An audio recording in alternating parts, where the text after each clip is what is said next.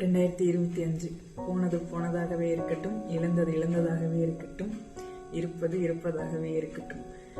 2026 நமக்காக கொஞ்சம் வாழ்ந்துக்கலாம். போதும், எல்லாருக்காகவும் கொஞ்சம் வாழ்ந்தாச்சு. சூழ்நிலை, நேரம் எல்லாம் இருக்கட்டும்.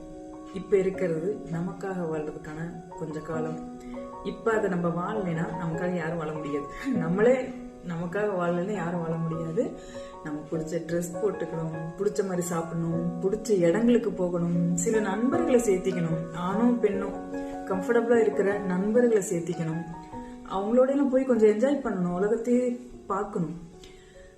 அது இந்த 2026 ஸ்டார்ட் பண்ணணும். என்னோட இது அதுதான்.